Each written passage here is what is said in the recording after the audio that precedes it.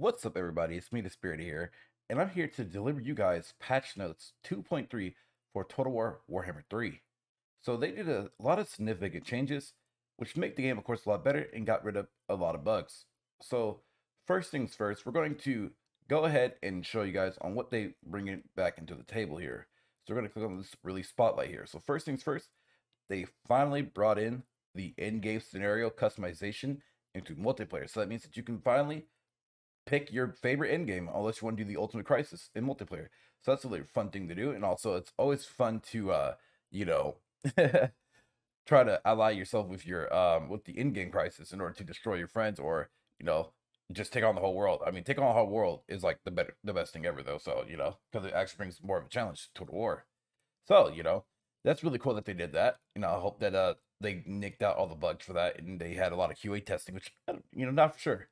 So the cool thing is that they updated the all new what's the Lord effects, or I'm sorry, the new videos or select videos for the Lords, which is really cool. So it's for the original 8, by the way. So it's Karl Franz, Meltzar to go, Manfred von Constein, Heinrich Himmler, Dorgan Grudgebearer, Ugrim Ironfist, Grimgor Ironheart, and Azek Slaughter. So that's really cool that they updated that, kept them fresh and made them, more of a part of, like, feel part of Warhammer 3, basically. Um, so they did some, of course, stability and performance fixes. So they fixed an in-turn crash that occurred during the AI's turn when a rebel faction captured a settlement that toggles technologies for certain races. So it's really crazy how, like, I never experienced that bug, but I can't believe that bug was actually out there. It fixed a rare crash or rare campaign vortex sounds memory leak. Interesting. There are no gameplay updates here. They added a large number of landmarks present in Immortal and the Realm of Chaos map to Immortal Empires and made them available for M3 factions where appropriate. They added several new landmark variants for Monogon factions near their Immortal Empire starting locations. Added a number of 10 slot settlements to Immortal Empires, which has not yet been ported from Mortal Empires or the Realm of Chaos.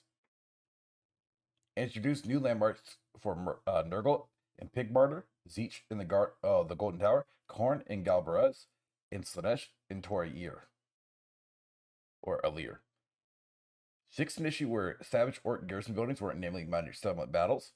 Fixed an issue where environment types would sometimes display incorrectly in battles. This includes Dark Elves, Greenskins, or Kingdom Skaven types appearing where they shouldn't. Fixed an issue where Bretonnia's unique resource, chivalry, would appear as if it was being granted to other non-Bretonnian factions. Attacking an army while in ambush stance will no longer prevent your opponent from bringing reinforcements. Now, the Sires of Markham faction is no longer limited to one army. Fixed an issue causing the leader of the Bloodkeepers faction in Immortal Empires to be mysteriously absent on turn 1. That's actually kind of funny. Improvements have been made to unit coordination when queuing up to a single breach. Unit columns are now better spaced to prevent from adjacent queues blobbing together. Improved how units move to prevent them from blobbing together while attempting to enter a settlement. So the in-game multiplayer victory objectives in Mortal Empires now require capturing the capital of all players not in your team. This resolves the issue of receiving both the victory and defeat screens simultaneously. Now that's actually funny too. So they also fixed an issue where one's faction currency will be replaced by another's upon reloading save. So then we have rules and systems, offering to join a war alongside an in-game faction. So to fight a hated enemy will now always grant a positive effect to said faction's opinion on that deal. Vows factions will now join their masters' wars once again as intended. The Sword of Cain dilemma is now properly displayed. The Sword of Cain item details in the dilemma panel. Fix a script error that could occur with the Black Pyramid endgame if the pyramid is controlled by vampires. Just a oversight where some dark fortresses were unable to build walls, resulting in unattended field battles. There you go.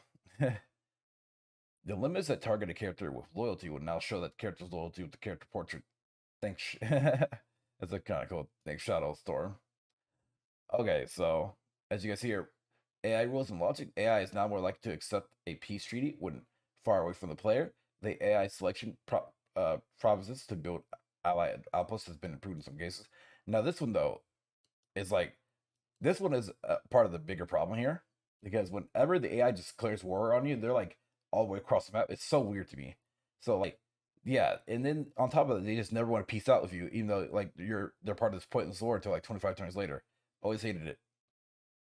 Okay, so they kind of like nerfed slash adjusted the basically zombie factions, which is probably needed, honestly.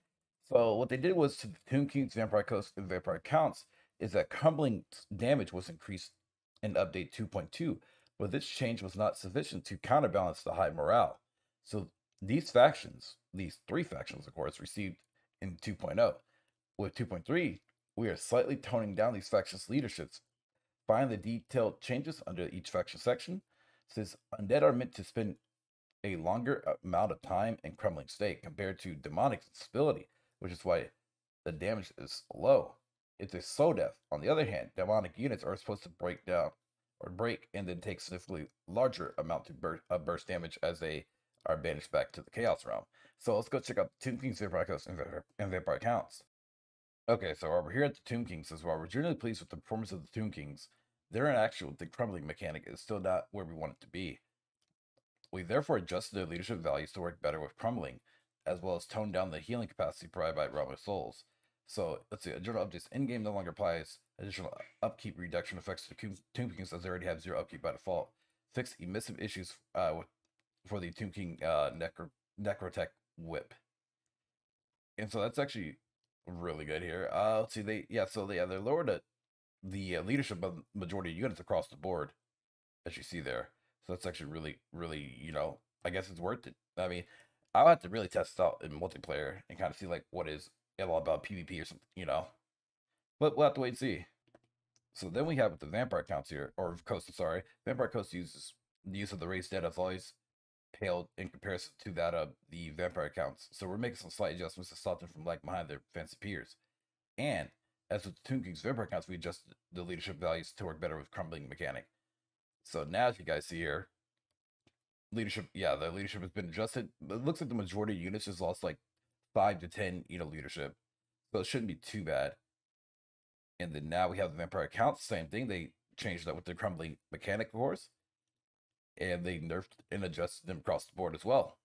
So that's actually really interesting. So finally, are we able to finally fight the the Vampire Counts on an even playing field? Alright, so as we skip to the campaign here, the prologue, the Lost God, Yuri's Guardian will now display correctly in prologue battles.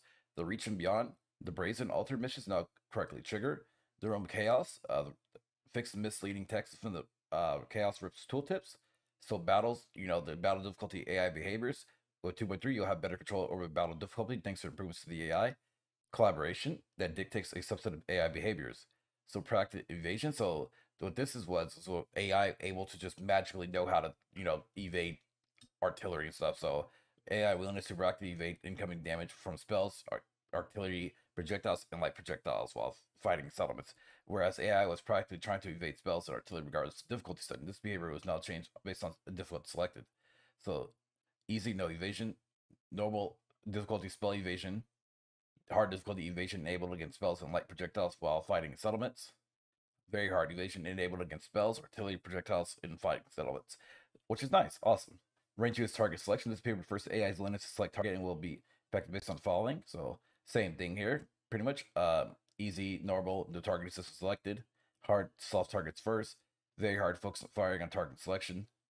So that's really cool that they changed that and updated all that existing. So we're gonna keep slow it down right here a little bit. Now, graphics, of course, fix the number of characters being way too close to the porthole. Fix textured holes. Let's see. Just to select unit animations for great swords, Carabo great swords, so that their shoulder pads loop. So they fix some unit models. Dwarf is excusing one or have strange holes in their necks, which must have been unpleasant. They fixed some audio stuff here. Oh yeah, also they added some audio back to the whenever the UI intern sound effects. So whenever you end a turn, like let's say with the Empire, you get like a horn, So they brought that back to factions, which is really cool. Really, really cool. So with this update here, guys, that's we're gonna pretty much it for this entire update 2.3. So if you guys enjoyed this update video, please remember to like and subscribe. Also, make sure to hit the notification bell down below to be notified on when the next video is coming out. Thank you guys for supporting the channel. Appreciate you guys. You guys have a good one. Peace out. Much love, everybody. Bye.